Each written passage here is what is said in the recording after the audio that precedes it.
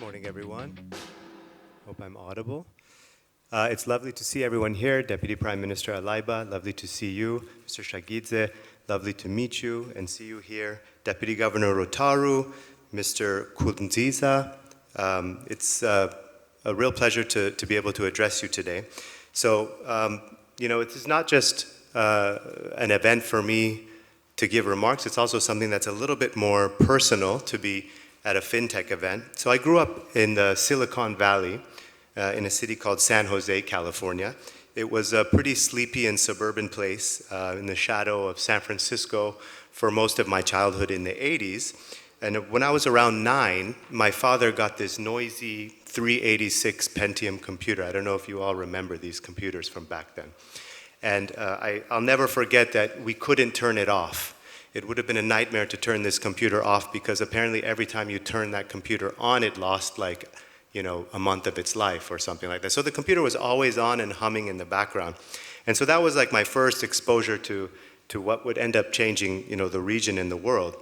I remember when the internet rolled out, I'll never forget the sound of the modem connecting to the network, which some of us here know, but some of us might be too young to remember. And being disconnected from video games that I was playing with friends because someone was trying to call my mother and it would be the end of the world, Some of us have this experience, I think you probably remember. So fast forward, digital technology took over the entire region where I grew up.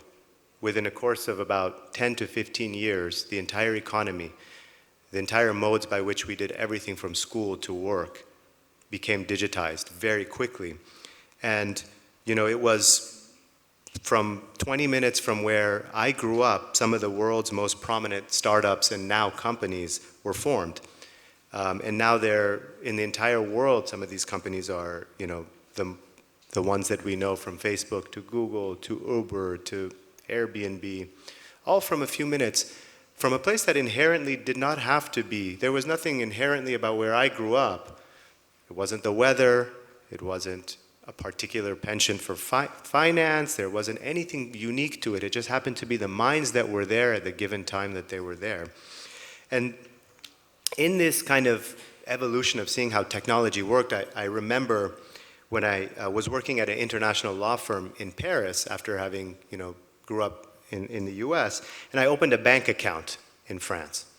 And in my US bank account, I could already see real-time transactions. This was around 2010. So if I went and I used my debit card to buy something, I could log online at my computer and I could see, okay, I didn't get overcharged, and lots of student debt. I had to make sure that, everything was there and correct. And I really liked that reference point. And I felt like I went back in time going to Paris. Same year, same place, modern, Western European country, completely different in that sense. I was shocked that if I would have put my PIN number incorrectly on my card, I would have to phone after the weekend, 4 days later, to get any money. There was no other way around it. That was the extent of the modernity of the financial sector in France at that time. And for me, it was, completely a complete surprise. It took a week at that point, if I used my card, to be able to go online and see what the transaction was that I had just performed. So I had no real way. I mean, it was like very old school. You'd have to write down your transactions.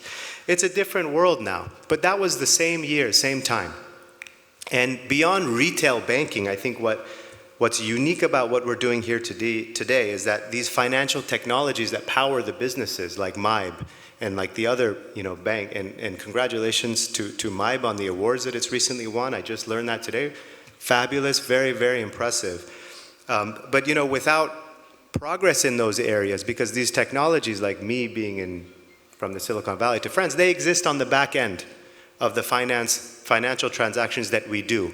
The same archaic methods of banking continue to exist the world over, depending on where you are. Just because you don't, just because you can see real-time transactions doesn't mean that your money is protected the right way. Doesn't mean that the system is functioning in the most modern of ways. And so I commend our partners here for trying to make a dent in that innovation and those that are taking and running with it like MIBE. So congratulations to you. Without progress in fintech, less money flows, there's less money that's invested, and clients and businesses suffer, ultimately. So, it's the root in a lot of ways of investment in Moldova is to get fintech right, both from a legislative perspective and from a technological perspective.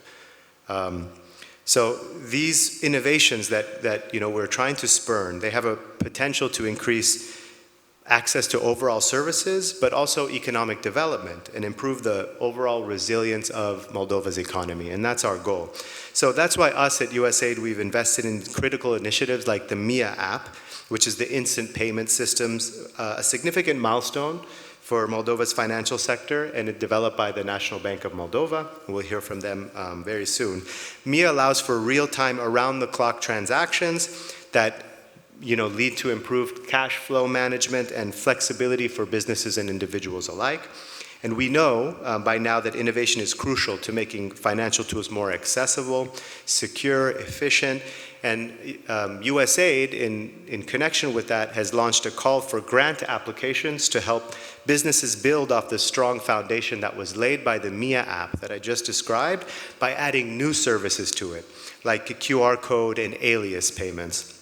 So as financial services evolve and they become increasingly complex and increasingly digital, we also have to make sure that financial literacy keeps up, because the people who are there, they have to be able to use these products. It's like the old moniker about if you put 1 million monkeys in a room with typewriters, how long will it take them to perform to write a Shakespearean play? Well, the reality is never. They're never going to get it done.